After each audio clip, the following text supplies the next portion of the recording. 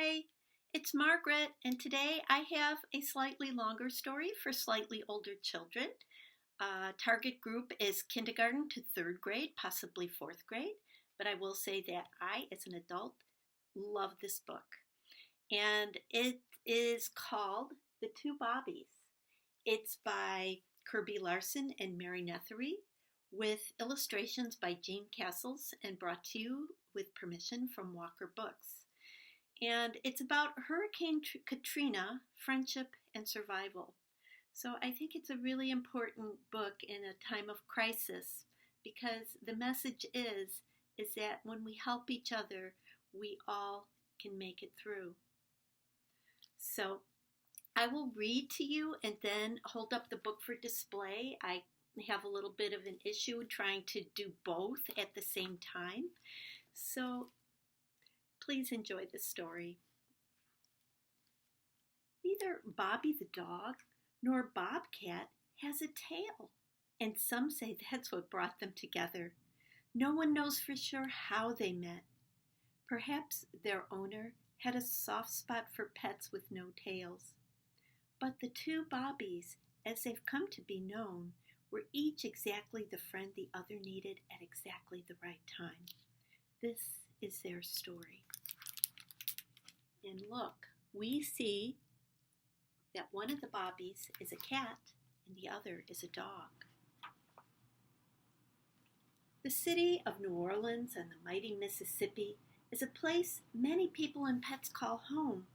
Jamming with jazz and dressing up fancy for Mardi Gras, it bustled with life day and night.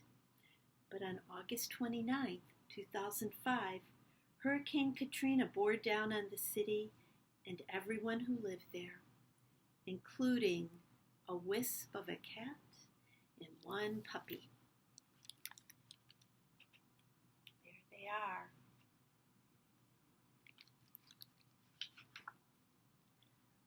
Winds roared to 110 miles an hour. Rain pounded hard and fast. Strong winds pushed walls of water from the Gulf of Mexico into Lake Pontchartrain. Some of the levees holding back the lake gave way. Water poured into the city, deeper and deeper. People who had stayed through the storm were finally forced to leave their homes. Many were told they could not take their pets. Bobby and Bobcat were left behind. Bobby had been tethered with a length of chain. Bobcat stayed by her side. Together in the silent heat, they waited for help to come. And here's a picture of that.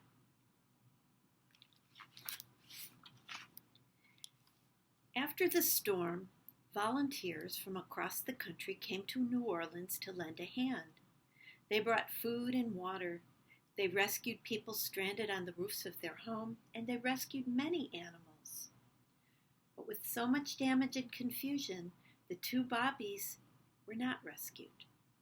Their food and water gone, Bobby finally broke free. She dragged along the broken chain with Bobcat close behind her.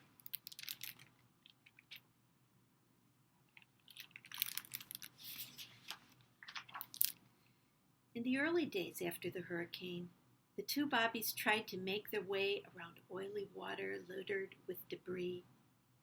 After the waters receded, they traveled the buckled streets with no place to call home.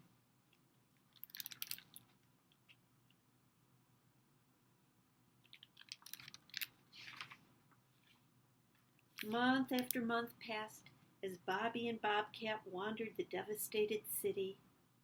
Their days and nights were filled with danger. Packs of hungry, homeless dogs roamed the streets, fighting smaller animals for food. Were Bobby and Bobcat chased away from any scraps they might have found? With little food to eat or clean water to drink, Bobby's ribs began to show. Bobcat's brown sugar markings started to fade to a dull white.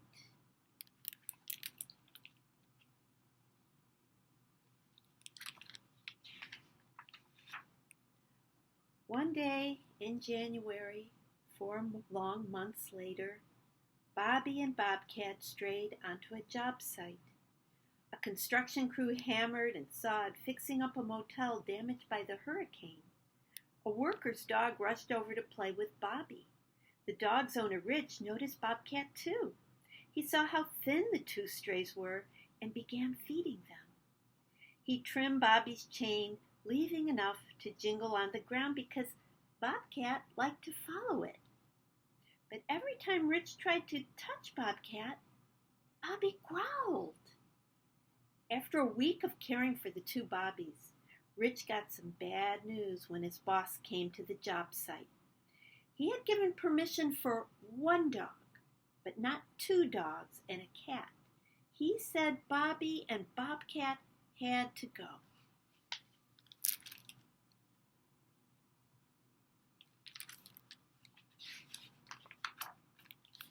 Rich was determined to take them to a safe place, but Bobby still growled whenever Rich got too near Bobcat.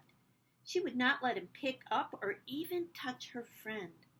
So Rich rattled a bowl full of kibble. Bobby followed the food to Rich's van, and Bobcat followed Bobby.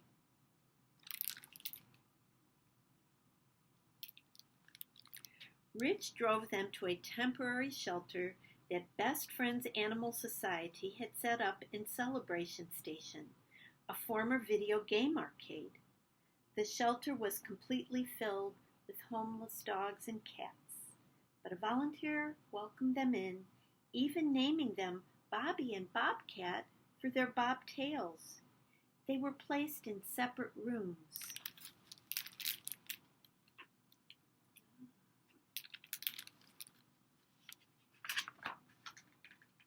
All night long, Bobby howled and barked. Bobcat paced back and forth. No one could sleep with Bobby making such a ruckus. So volunteers made a large pen for her and put Bobcat in his small carrier inside Bobby's new cage. Bobby lay in front of Bobcat and whimpered. The volunteers opened the small cage to see what would happen. The two Bobbies touched noses together again at last. Oh, and they sure are happy.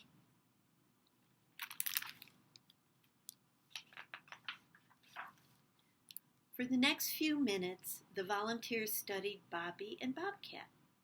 They noticed how Bobcat stayed close to Bobby. They saw how he walked with his neck stuck out and how carefully he lifted his front paws, placing him down as if he were unsure what he might step on. Someone waved a hand in front of Bobcat's face. Bobcat did not jump back. Another volunteer waved her hand. Bobcat did not even blink. Everyone was stunned. Bobcat was blind. All that time on their own, Bobby had been Bobcat's seeing eye dog. What a surprise! Nobody knew it.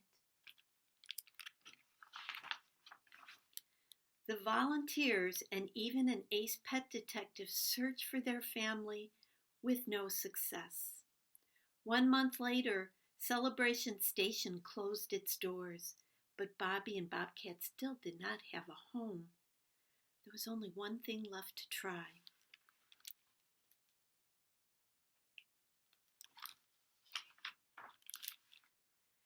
The two Bobbies made a television appearance on CNN Anderson Cooper 360 Degrees. And the very next day, the Best Friend volunteers left New Orleans. One of them drove Bobby and Bobcat to the Best Friends Animal Sanctuary in Utah, where they would stay until a new family could be found. They were on their way west when the news came in. Hundreds of people wanted to adopt them. Here's a picture of that. It would take a very special family to adopt them together. The volunteers made a list and invited everyone on it to come and meet the two Bobbies. Only Melinda and her Boston Terrier Gus Gus made the long trip to Utah. That night, Bobby and Bobcat had a sleepover with Melinda and Gus Gus in one of the cottages on the sanctuary grounds. Would the two Bobbies choose Melinda? There's Melinda and Gus Gus, the Bobbies. The next morning, everyone knew the answer. Bobby and Bobcat were stuck to Melinda like Velcro. They also liked Gus Gus, and he liked them. Finally, Bobby and Bobcat had found their new family.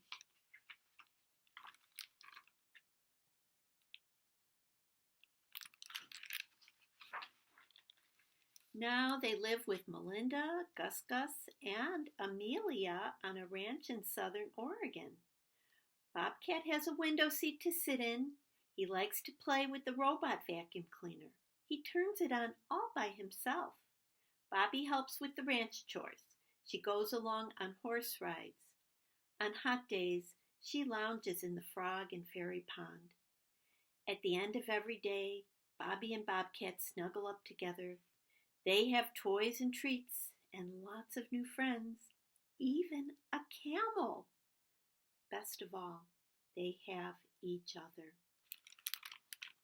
So I guess one of those dogs is Amelia. There's Gus Gus and Amelia, and there are the two Bobbies, and they do have each other. And here's the epilogue called After the Storm. Like thousands of others, the two Bobbies lost their family and everything dear to them when Hurricane Katrina hit New Orleans.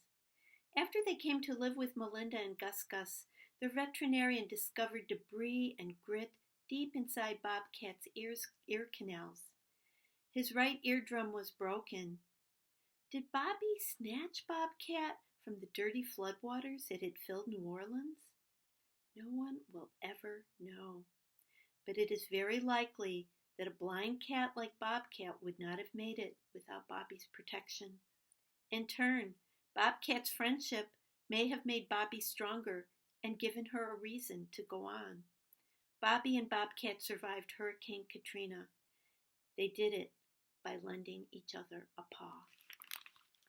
And there's a picture of them together, a photo. And so that ends our story. But remember that to get through hard times, we really need to be there for each other. Thank you so much for listening. I hope you enjoyed this book as much as I love it. Bye.